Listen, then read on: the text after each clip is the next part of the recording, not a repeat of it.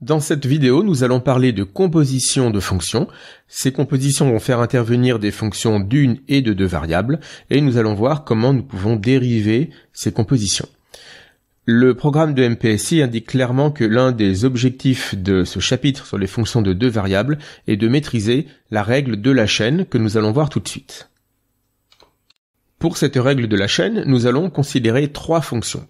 Donc je vais faire un schéma à droite, en espérant qu'il sera clair. Donc nous prenons grand I, un intervalle de R, et lorsque nous prenons un élément t dans grand I, nous pouvons lui associer d'une part un réel petit x de t, donc ici x, comme c'est indiqué à gauche, va être une fonction de classe C1 de I dans R, et nous pouvons lui associer également à ce même petit t un second réel y de t. Donc y là aussi est une fonction qui va être de classe C1 de I dans R. Et puis nous allons supposer que le couple x de t, y de t appartient à U. Donc ici, à partir de ces deux composantes, nous pouvons former un couple x de t, y de t, et nous supposons qu'il appartient à l'ouvert U. Alors je ne l'ai pas redit, mais comme dans tout ce chapitre, comme dans toutes les vidéos, grand U ici est un ouvert de R2, et nous allons considérer petit f une fonction de U dans R. Et donc à partir de ces deux composantes x de t et y de t, ces deux coordonnées, nous pouvons, à partir donc de ce couple f de x de t, y de t, nous pouvons former le réel f de x de t, y de t, donc qui appartient à R. Donc finalement, en faisant tout ceci, nous avons construit une fonction qui va directement de R dans R, qui à petit t associe f de x de t, y de t, et cette fonction, nous l'avons appelée phi.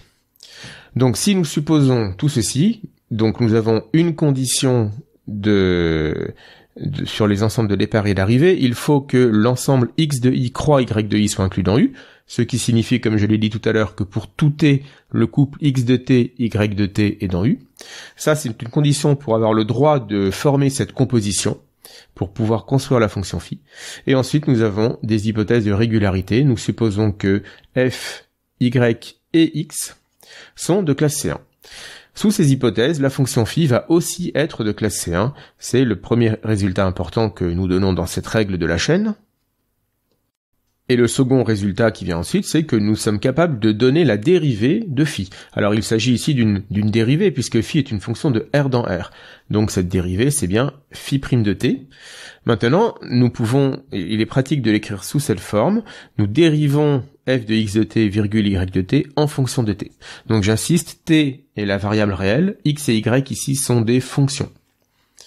Alors la règle de la chaîne, c'est plus ou moins dire que nous allons nous occuper de la variable de gauche, la première variable, x, et nous allons dériver ça un petit peu comme si nous appliquions la formule de dérivée d'une composition entre deux fonctions réelles. Donc, ça n'est pas f rond x, ça n'est pas une fonction de type f1 rond x, ça n'est pas tout à fait ça. Cela dit, nous avons une dérivée dans la règle de la chaîne une partie de la formule qui prend un peu cette forme-là.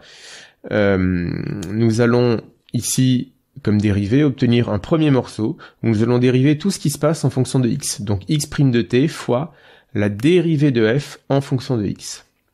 Alors c'est pour ça qu'ici, il est bien pratique d'appeler x et y les deux fonctions. Nous leur donnons volontairement ces noms qui correspondent plus habituellement x et y au nom des coordonnées d'un point de R2, parce que tout ce qui concerne la dérivée de x, eh bien, va se traduire par un terme en d rond f sur d rond x, c'est-à-dire dériver f par rapport à sa première variable. Donc ici, nous dérivons la première coordonnée, donc c'est la dérivée de x' de t, et on multiplie cela par la dérivée de f en fonction de sa première variable, en fonction de sa première coordonnée. Le tout, bien sûr, ici appliqué au point x de t, y de t, puisque d rond f sur d rond x est une fonction de deux variables, donc ici, il nous faut bien deux coordonnées. Et on rajoute à cela le même terme, construit de la même manière, mais où tout est fait, tout est construit en fonction de la seconde coordonnée. Donc la dérivée de la seconde coordonnée fois la dérivée de f par rapport à sa deuxième coordonnée, appliquée en x de t, y de t. Donc voici la première formule que nous donnons, c'est la règle de la chaîne, et comme le dit le programme, je le répète, c'est un objectif important, il faut bien connaître cette formule, la comprendre et savoir l'appliquer. Je vous propose d'appliquer cette règle sur un exemple simple. Nous allons prendre pour la fonction petit f la fonction qui a xy associe x carré moins x fois exponentielle y. Elle est donc définie sur R2 en entier, pas de problème pour l'ensemble des définitions. Donc c'est une fonction de R2 dans R. Et x de t, nous allons prendre la fonction cosinus t, y de t, la fonction 2t-1. Donc la condition qui nous permet de construire la fonction phi est bien vérifiée, puisqu'ici l'ensemble de définitions de f étant égal à R2, il n'y a pas de souci, le couple x de t, y de t est toujours dans R2. Donc la fonction phi de t, c'est la fonction f de x de t, y de t. Donc ici, il s'agit de la fonction cos carré de t moins cosinus t fois exponentielle de t-1. Donc bien sûr, une fois que nous l'avons donné comme ceci, nous pouvons directement donner une expression de sa dérivée sans utiliser la règle de la chaîne. Il s'agit donc de moins 2 sinus t cosinus t, plus sinus t exponentielle de t-1, moins 2 cos t exponentielle de t-1. Mais nous pouvons aussi calculer cette dérivée en appliquant la règle de la chaîne.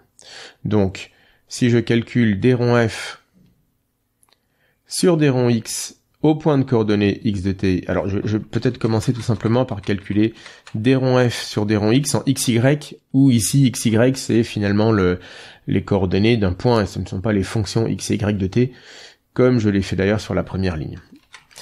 Donc nous obtenons tout simplement 2x moins exponentielle y, et pour la fonction d rond f sur d rond y en xy, nous obtenons moins x exponentielle y.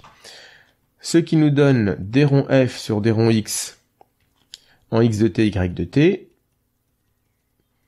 égale à 2 cosinus t, moins exponentielle de t-1, et pour d rond f sur d rond y en x de t, y de t, nous obtenons moins cosinus t exponentielle de t-1. Enfin, nous avons x' de t qui est égal à moins sinus t et y' de t qui est égal à 2 exponentielles de t-1. Donc si je calcule, pour terminer, alors je vais mettre ce calcul dans une dernière couleur, je calcule x' de t fois d rond f sur d rond x en x de t, y de t, plus y' de t fois d rond f sur d rond y en x de t, y de t, eh bien j'obtiens moins sinus t fois 2 cosinus t, plus sinus t fois exponentielle de 2t-1, donc ça c'est pour la partie en x' fois d rond f. Et puis enfin, donc j'ai le dernier morceau, y' plus d rond f sur d rond y, qui va me donner 2 exponentielles de t-1 fois moins, alors on va mettre moins 1, fois cosinus t exponentielle de t-1, c'est ça. Donc donc là le dernier terme, cette partie-là, c'est ce terme-là. Et donc si je compare, normalement tout devrait bien se passer. L'expression que j'ai ici, eh bien cette expression est égale à phi' de t. Donc il n'y a pas de problème, nous avons bien vérifié que la règle de la chaîne ici était valable sur cet exemple. Démontrons maintenant ce théorème. Pour simplifier les notations, nous allons noter t0 un point dans grand I, nous allons noter petit a le point de coordonnées x de t0, y de t0, et gamma de t, la fonction qui à t associe le couple x de t, y de t. Comme f est de classe C1, nous allons pouvoir appliquer le théorème du développement limité à l'ordre 1. Nous pouvons donc écrire qu'il existe une fonction epsilon définie sur un ouvert que nous allons appeler b. Nous pouvons prendre une boule ouverte centrée en 0 et d'un certain rayon alpha, bon nous ne le préciserons pas ici, à valeur dans R, tel que epsilon de 0, 0 est nul, et epsilon est continu en 0. Et bien sûr, ensuite nous avons la formule. Pour tout vecteur petit u dans cette boule ouverte grand B, nous avons f de a plus petit u égale à f de a plus petit h, alors ici il faut tout de même le préciser, u nous allons appeler h et k, ses coordonnées. Donc plus petit h fois d rond f sur d rond x en petit a, plus petit k fois d rond f sur d rond y en petit a, et enfin le reste que nous allons écrire grâce à la fonction epsilon, donc norme de u fois epsilon de u. Nous allons réécrire ce développement de la forme suivante. Si nous prenons petit t un élément de grand I, la fonction gamma de t, nous pouvons l'écrire petit a moins gamma de t. Non, pardon. Autant pour moi. Gamma de t moins petit a plus petit a. Autrement dit, c'est petit a plus le vecteur de coordonnées x de t moins x de t0, virgule y de t moins y de t0. Et ce vecteur-ci, nous allons l'appeler petit u. Il est donc de coordonnées petit h et petit k. Et donc en utilisant ce vecteur petit u dans le développement limité qui est écrit juste au-dessus, nous obtenons la formule suivante. Pour tout t dans grand I, f de gamma de t, donc gamma de t c'est bien a plus petit u, est égal à f de a plus x de t moins x de t0, donc ça c'est petit h, fois la dérivée de f par rapport à x en a, plus y de t moins y de t0, qui vaut bien petit k, fois la dérivée de f par rapport à y en petit a, plus pour finir la norme de u, donc norme de gamma de t moins petit a, plus epsilon de u, donc epsilon de gamma de t moins petit a. Maintenant, puisque x et y, les fonctions x et y sont de classe C1, elles aussi, nous allons écrire leur développement limité à l'ordre 1.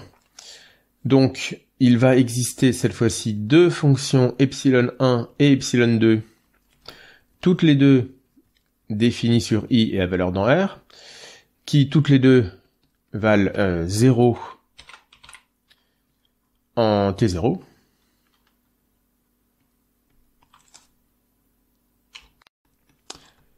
Et qui toutes les deux sont continues en 0. Donc j'écris ici epsilon indice petit i valant soit 1, soit 2.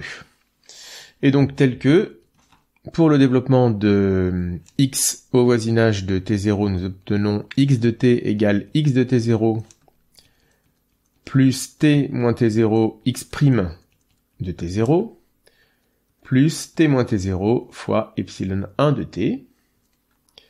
Et évidemment, même chose pour la deuxième coordonnée, enfin la deuxième fonction y de t, c'est y de t0 plus t moins t0 y' de t0 plus t moins t0 fois epsilon 2 de t. Donc nous allons maintenant tout simplement remplacer dans le développement limité en bas à gauche x de t moins x de t0 par ce que nous avons dans ce développement limité, et faire la même chose avec y. Donc ça nous donne une expression un peu longue que je vais écrire en dehors de la vidéo. Donc expression qui se trouve ici, donc j'ai tout simplement, grâce au développement limité qui se trouve ici, alors le développement limité en x, nous pouvons le réécrire sous cette forme-là en passant le terme en x de t0 à gauche du signe égal, hein, ça nous donne ceci. Et donc ça, finalement, c'est ce que nous avons appelé petit h. Et puis en faisant la même chose ici, pour petit k, nous obtenons petit k égale à y de t moins y de t0, c'est cette expression. Et donc nous les intégrons dans le développement limité étoile ici qui se trouve à gauche. Ici c'est petit h, ici c'est petit k.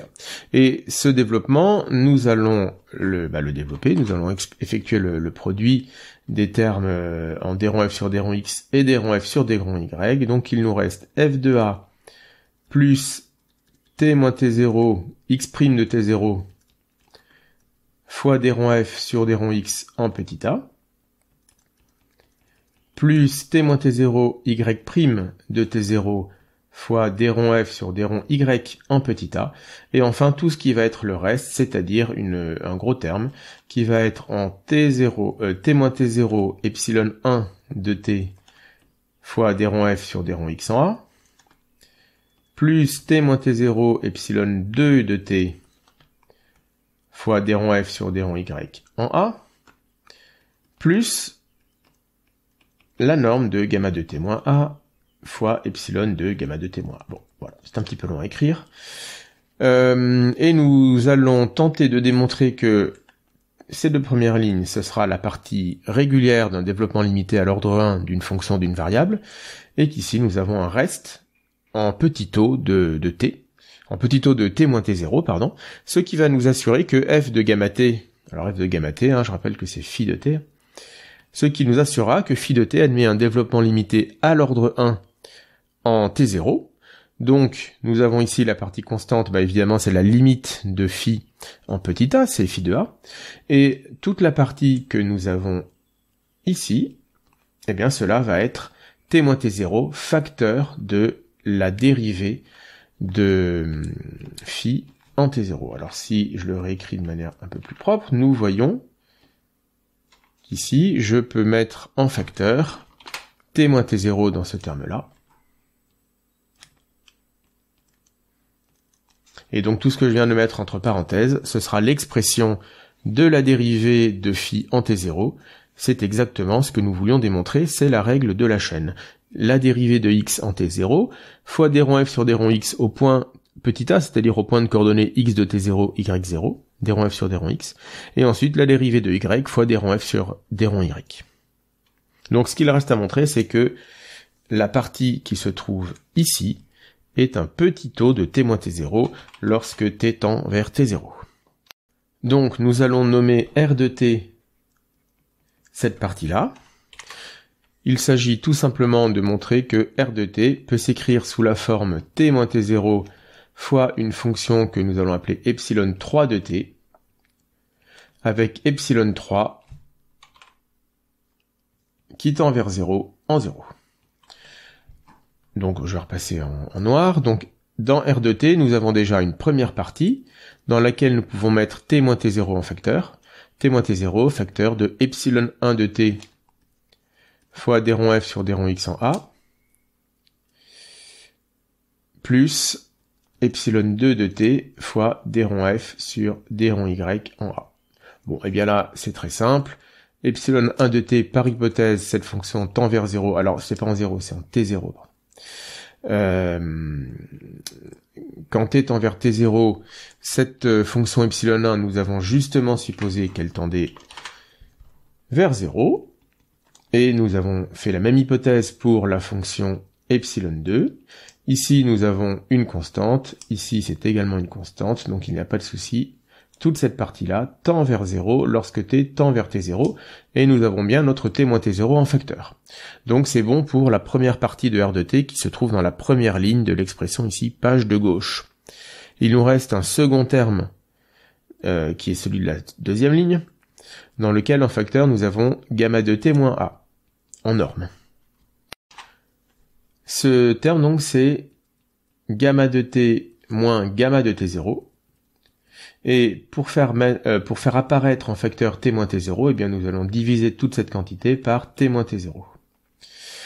Plus exactement, nous allons mettre tout ceci dans une seule norme, et ça nous permet de mettre en facteur la valeur absolue de t moins t0, ce qui ne posera pas de problème pour la suite. Maintenant, cette fonction gamma de t, cette expression gamma de t moins gamma de t0 sur t moins t0, c'est un vecteur. C'est le vecteur dont la première coordonnée est le taux d'accroissement de la fonction x entre t et t0, et la deuxième coordonnée, c'est le taux d'accroissement de la fonction y entre ces deux mêmes points. Puisque x et y sont deux fonctions dérivables en t0, eh bien, lorsque t tend vers t0, la première coordonnée tend vers x' de t0, et la seconde coordonnée tend vers y' de t0. Ainsi, finalement, le terme qui nous reste à étudier dans r de t, c'est norme de gamma de t moins a fois epsilon de gamma de t moins a. Nous allons donc pouvoir passer à la limite. Alors, plus exactement, nous allons l'écrire comme valeur absolue de t moins t0 fois norme de gamma de t moins gamma de t0, c'est une grande norme, pardon, hop, sur t moins t0, fois epsilon de gamma de t moins a. Parenthèse n'est pas très jolie. Alors, ce que nous savons maintenant, c'est que ce terme-là tend vers une constante. Alors cette constante, nous l'avons écrit juste au-dessus, elle est très fréquemment écrite gamma prime de t0. On dérive chaque coordonnée de gamma par rapport à t. Ça nous donne un vecteur à deux coordonnées, x', y' en t0. C'est souvent noté gamma prime de t0. Donc quand t tend vers t0, ce terme tend vers une constante, et celui-ci, par hypothèse sur epsilon, puisque gamma de t, alors gamma de t moins a tend vers 0 quand t tend vers t0, donc par composition, epsilon de gamma de t moins a tend vers 0 quand t tend vers t0. Bon, je suis un petit peu dans un coin de page, j'espère que tout cela reste clair. Ce que cela signifie, c'est que cette quantité ici tend vers 0 lorsque t tend vers t0. Donc, le dernier terme de R de t, nous l'avons bien écrit comme t moins t0 fois une fonction qui tend vers 0 en t0. Donc nous avons montré exactement ce que nous voulions ici.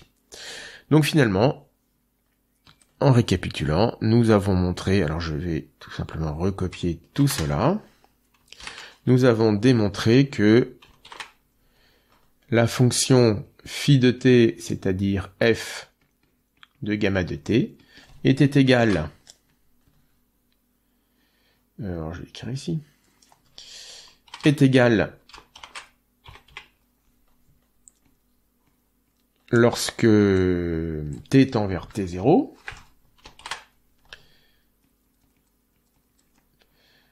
à f de a plus t moins t0 fois toute cette quantité plus ce qui s'avère être un petit taux de t moins t0 puisque c'est t moins t0 fois une fonction qui tend vers 0. Et donc je répète que nous avons ici un vrai développement limité à l'ordre 1, donc la quantité qui est là, on va essayer de la rendre un peu plus jolie, mais la quantité qui est là, c'est donc la dérivée de phi en t0.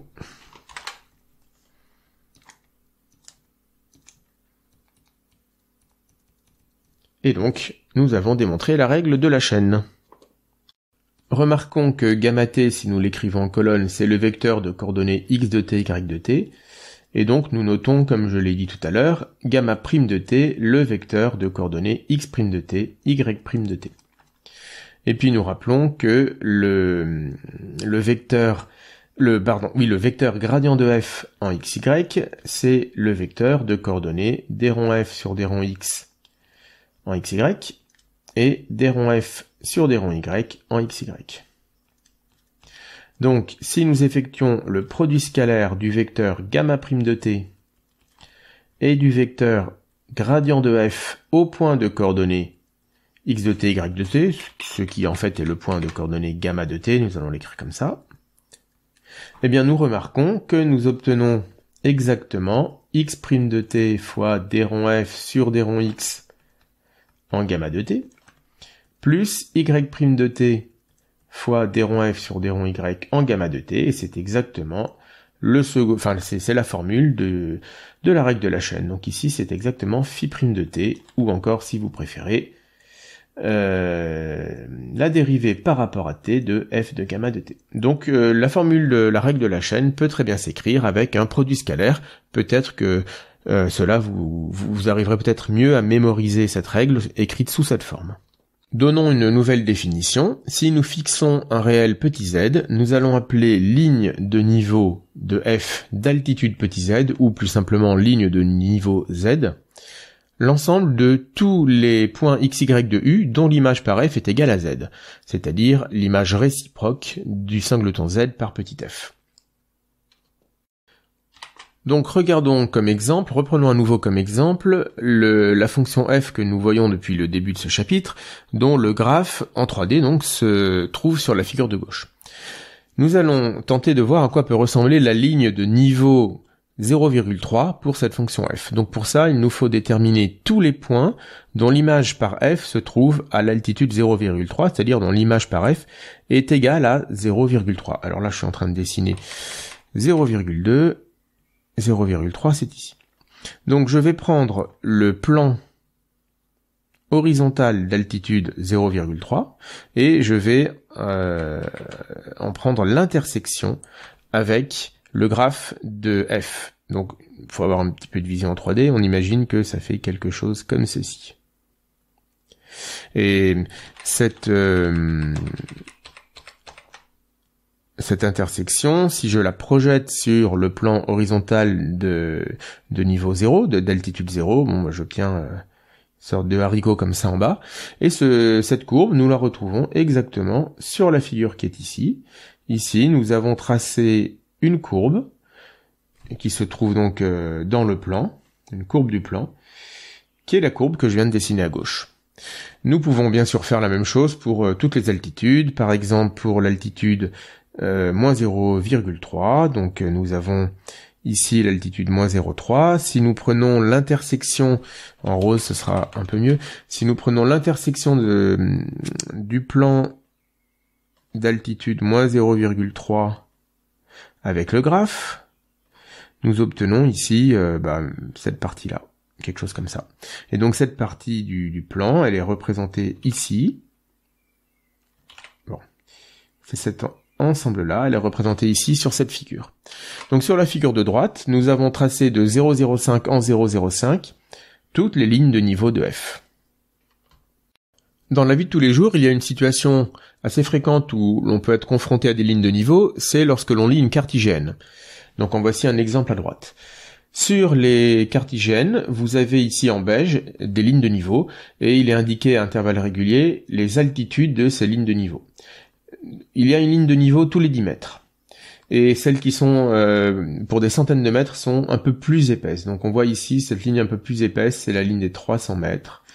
Ici nous en avons une un peu plus épaisse, avec un point ici à 236 et un point ici à 175. Donc entre les deux nous avons la ligne de niveau des 200 mètres qui est là. Donc ici c'est d'ailleurs écrit là nous avons 250 mètres. Alors non, il semblerait qu'ici ce soit tous les 50 mètres que nous avons une ligne de niveau un peu plus épaisse. Et là aussi nous avons une indication 250 mètres. Donc les lignes de niveau avec les un peu plus épaisses, c'est tous les 50 mètres. Et cette indication ici qui coupe les lignes de niveau et qui sont écrites en beige aussi, c'est l'altitude de la ligne de niveau correspondante. Et puis les altitudes qui sont écrites en noir, ce sont pour des points isolés. Très souvent, le plus souvent, les sommets. Donc là c'est très clair, avec un point noir, nous avons un sommet à 340 mètres. Ici nous en avions un à 266 mètres. Ici, ça doit être un point particulier, ça n'a l'air d'être ni un sommet ni une cuvette, puisqu'on se trouve en plein dans la pente, puisqu'on voit les lignes de niveau qui sont bien parallèles, mais alors il doit y avoir peut-être une habitation, un point particulier, et les sommets ou les points les plus bas se repèrent souvent avec des points comme ceci.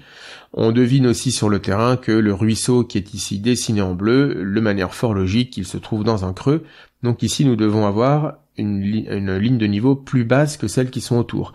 Donc, quand nous allons dans cette direction, les lignes de niveau sont parallèles, on est en train de monter. Quand nous allons dans cette direction, on monte aussi. Autre exemple, nous sommes ici à 266 mètres, c'est un sommet. Nous avons ici la ligne de niveau qui se trouve juste en dessous, qui est donc à 260 mètres. La ligne des 250 mètres est indiquée ici en un peu plus gras.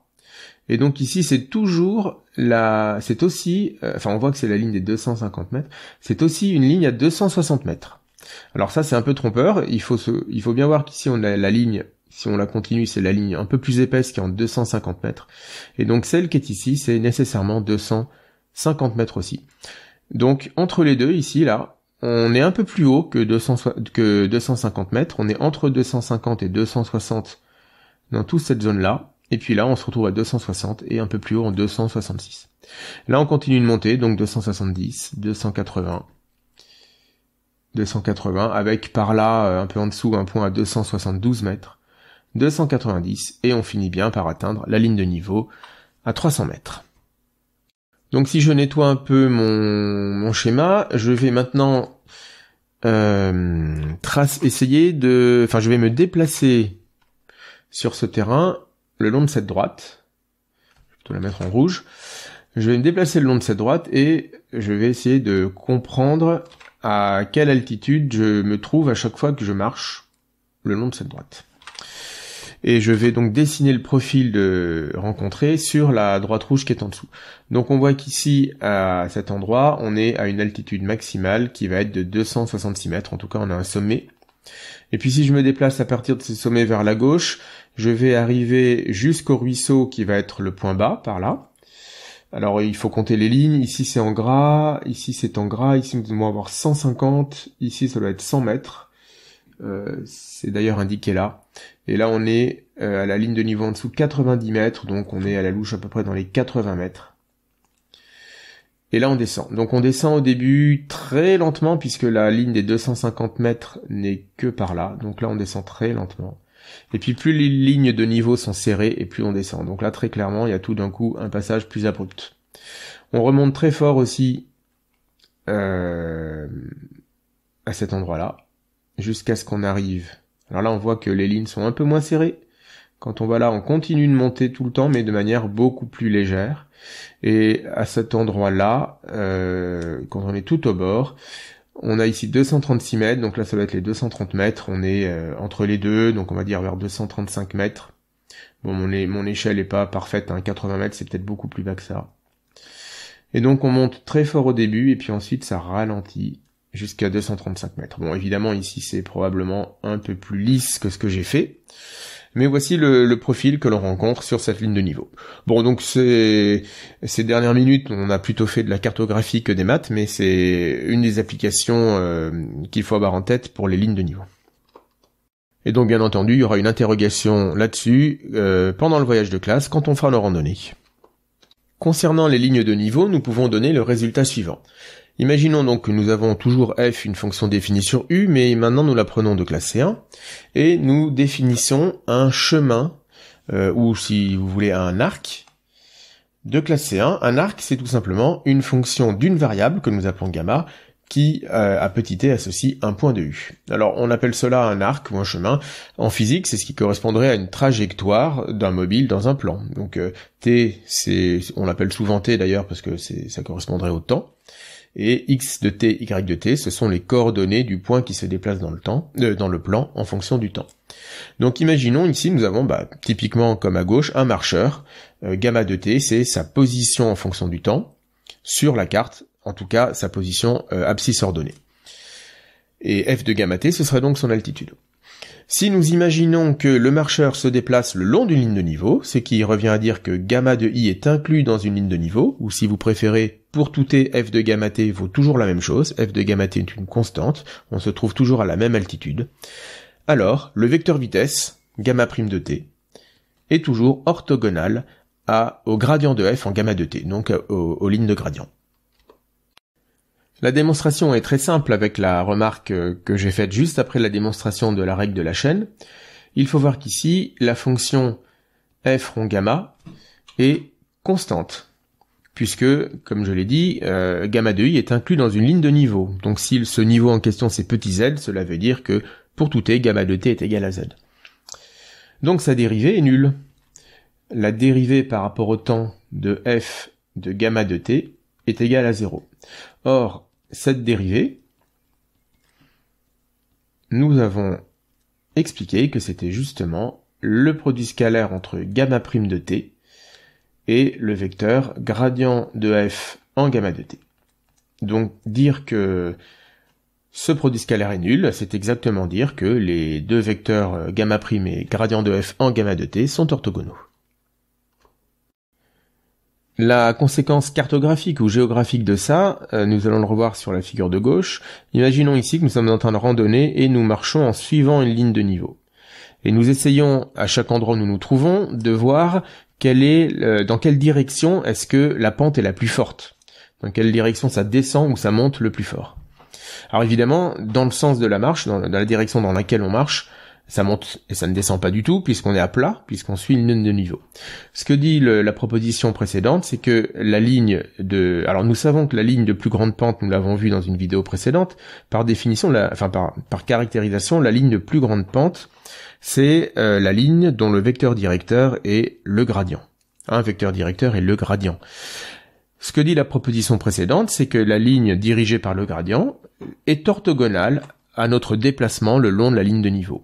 Donc par exemple, si nous sommes là, il va falloir se déplacer orthogonalement à la ligne de niveau pour descendre le plus fort. Si on se trouve ici, si on veut monter le plus fort, il va falloir se déplacer dans la direction orthogonale à la ligne de niveau, et ainsi de suite. Si vous faites du ski, si vous avez repéré une ligne de niveau, eh bien vous allez orthogonalement à cette ligne de niveau, c'est là que ça descendra le plus vite. Nous allons terminer par un dernier théorème, une dernière formule de dérivée d'une fonction composée. Ici, la fonction composée est légèrement plus compliquée que la première. Nous allons prendre un ouvert V, qui est inclus dans R2, et à un couple UV dans grand V, nous allons associer un premier réel que nous allons noter phi de UV, et un second réel que nous allons appeler psi de UV. Et à partir du couple phi de UV, psi de UV, que nous supposons être dans l'ouvert U, c'est l'hypothèse ici, nous allons calculer f de phi de UV, psi de UV. Donc ceci, c'est un réel, ceci, c'est un réel, et tout cela, hop, en bleu clair, ça appartient à U. Donc nous avons ici l'hypothèse qui nous permet de composer f par le couple phi virgule psi. Et si nous supposons que ces trois fonctions phi et psi et f sont toutes les trois de classe C1, alors ce sont toutes les trois des fonctions de deux variables, hein, eh bien la fonction qui est là, que nous allons appeler petit g de UV, cette fonction est aussi de classe C1 et nous pouvons donner des expressions de ces deux dérivées partielles. Alors les expressions sont plus longues que dans la formule de la chaîne et un peu plus compliquées à retenir. Alors essayons un petit peu de les regarder. Donc si nous dérivons G par rapport à U, tout d'abord nous voyons que à partir du couple UV, nous construisons phi de UV et psi de UV. Donc nous allons commencer par calculer les dérivées partielles de phi et de psi par rapport à U. Donc ici nous avons la dérivée de phi par rapport à U, la dérivée de psi par rapport à U. Phi intervient dans la première variable de f. C'est pourquoi cette dérivée ici est multipliée par la dérivée de f par rapport à sa première variable. Et tout ça appliqué au point courant, donc au point de deux coordonnées, phi de UV, psi de UV. Plus, comme dans la règle de la chaîne, plus donc la dérivée de la deuxième variable par rapport à U, fois la dérivée de f par rapport à sa deuxième variable, puisque psi de UV c'est la deuxième variable de f. Ça marche pareil pour la dérivée par rapport à V. Nous commençons par dériver la première variable par rapport à V et c'est multiplié par d rond f par rapport à sa première variable. Et puis, plus la dérivée de la deuxième variable par rapport à V fois la dérivée de f par rapport à sa deuxième variable. Nous n'allons pas démontrer ce résultat, le programme ne dit pas que la démonstration n'est pas exigible, mais dit bien que les considérations théoriques sont secondaires, il faut surtout bien retenir ces formules. Donc nous n'allons pas la démontrer, mais nous allons donner un moyen mémotechnique. Le programme par contre indique que la règle à retenir, c'est avec ces notations, c'est-à-dire avec petit f, petit phi, petit psi, petit u et petit v. Il est un peu plus simple de noter x et y les variables de petit f, donc plutôt nous allons dire que f axy associe donc f de xy, et les fonctions phi et psi, nous allons, comme dans la règle de la chaîne, les renommer, nous allons les appeler petit x. Donc petit x, c'est une fonction qui a uv, va associer x de uv. Et petit y, donc ce sera elle aussi une fonction qui à UV va associer y de UV. Dans la formule précédente, phi c'est x et psi c'est y. La fonction g, on va continuer de l'appeler g et nous allons appeler là aussi UV ces variables. Donc à UV, on associe on associe f de x de UV et y de UV. La règle, à la physicienne, puisque, alors c'est à la physicienne, mais comme toujours, ces notations, enfin les démonstrations à la physicienne ne sont pas vraiment des démonstrations, c'est plus des moyens mémotechniques, mais on peut donner un sens à tout ça, et ça marche très bien, c'est vrai, le résultat va être tout à fait valable. Si je veux dériver G par rapport à sa première variable, donc par rapport à U, je vais m'occuper de X, qui est la première variable qui apparaît ici dans F. Je dérive la fonction X par rapport à U, et je multiplie par la dérivée de F par rapport à sa première variable, c'est-à-dire par rapport à X. Pourquoi on appelle ça à la physicienne? Parce que ici nous avons des ronds X en haut et une fois en bas. Donc c'est un petit peu comme si ça allait se simplifier et qu'on a des ronds F sur des ronds U. Bon, faut pas oublier qu'il y a aussi une deuxième variable. Alors je vais quand même pas les barrer parce que c'est un peu trompeur. Et ensuite on s'occupe de la deuxième variable de F, donc des ronds Y toujours sur des ronds U, fois des ronds F sur des ronds Y. On dérive F par rapport à sa deuxième variable. Donc là aussi on retrouve des ronds Y une fois en haut, une fois en bas. Ici on dérive G par rapport à U, donc c'est toujours par rapport à U qu'on dérive. Ça c'est pour la dérivée de G par rapport à sa première variable. Alors je vais plutôt réécrire tout ça tout en haut, et puis d'ailleurs histoire qu'on les ait aussi sous la main, je vais réécrire ça. Alors attendez. Hop. Là je vais me perdre. Bon, j'aurais dû faire ça avant, désolé, ça va pas être très long. Donc voilà, donc cette première formule qui est ici, c'est celle-là. Phi, je l'ai appelé X, donc ici des ronds phi sur des ronds U, c'est en fait des ronds X sur des ronds U. Et des ronds F sur des ronds X, on le retrouve ici, pas de problème. Qu'est-ce que je n'ai pas écrit? Ce sont en quel point est-ce qu'on applique tout ça. Alors, ici ce serait en UV, et ici ce serait en X de UV, Y de UV. On ne l'écrit pas pour simplifier la formule, en tout cas pour simplifier le moyen mémotechnique pour retrouver la formule. Alors si vous avez bien compris, vous pouvez mettre la vidéo sur pause et essayer de faire la même chose pour trouver l'expression de des ronds G sur des ronds V.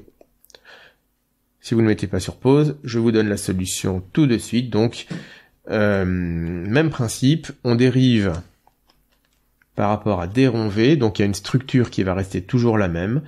On va dériver tout ça par rapport, tous les termes vont être des produits, avec deux dérivées partielles dans chaque produit. La première, c'est une dérivée partielle par rapport à V, et la deuxième, c'est une dérivée partielle de F. Et donc un coup, alors le premier, donc c'est toujours dérivé par rapport à V. Et donc un coup, on va dériver la première coordonnée par rapport à V et F par rapport à sa première variable. Donc on retrouve bien des ronds X en haut et en bas. Et dans le deuxième terme, c'est la deuxième variable, la deuxième coordonnée Y, qu'on dérive par rapport à V, et on multiplie ça fois la dérivée de F par rapport à sa deuxième variable. Et donc on retrouve des ronds Y et des ronds Y. Donc voilà pour le moyen mémotechnique pour cette formule. Vu comme ça, c'est pas si compliqué à retenir. Avec un peu d'entraînement, on finit par y arriver. Et je termine en donnant un exemple d'application de cette règle. Donc je vais prendre trois fonctions très simples, toutes définies sur R2, comme ça on n'aura pas de problème pour composer les choses. Phi à UV associe la somme des deux coordonnées, U plus V. Phi de UV c'est le produit U fois V. Et F de XY c'est X carré Y moins exponentielle X. Donc il faut toujours penser à le vérifier, mais ici pour tout U et V dans R2, le couple phi de UV, psi de UV, est bien dans le domaine de définition de F, qui en l'occurrence est R2, donc cette condition est facilement vérifiée, mais il faut quand même penser à le faire. Alors, si nous voulons dériver G, qui est donc F, alors je vais l'écrire ici, hein, G de UV, c'est la même définition que dans le théorème, hein, c'est F de phi de UV et de psi de UV. Donc la dérivée de G par rapport à U est égale à la dérivée de phi par rapport à U, donc 1, fois la dérivée de F par rapport à sa première variable, c'est-à-dire 2x, y, alors j'aurais peut-être dû quand même les écrire, parce que là, on va être un peu perdu. Je vais quand même écrire d rond f sur d rond x, c'est 2xy moins exponentielle x, et d rond f sur d rond y, c'est x carré. Donc la dérivée de g par rapport à u, c'est la dérivée de phi par rapport à u, donc 1, fois la dérivée de phi par rapport à x, que l'on applique en phi de uv et psi de uv. Donc on remplace x par phi de uv, donc u plus v, et psi est remplacé par uv. Plus la dérivée de psi par rapport à u, c'est-à-dire v, fois la dérivée de f par rapport à sa deuxième variable, donc x carré, mais x pour nous c'est u plus v, donc u plus v au carré. Et la dérivée de g par rapport à v, c'est donc la dérivée de phi par rapport à v, donc c'est encore 1, fois d rond f sur d rond x, alors là c'est la même chose que tout à l'heure, c'est 2 fois u plus v fois uv. Alors, là j'ai oublié mes parenthèses. Moins exponentielle de u plus v, plus la dérivée de psi par rapport à v, donc u, fois la dérivée de f par rapport à y, là aussi c'est pareil que tout à l'heure, c'est u plus v au carré. Voilà, et donc nous achevons ici cette vidéo.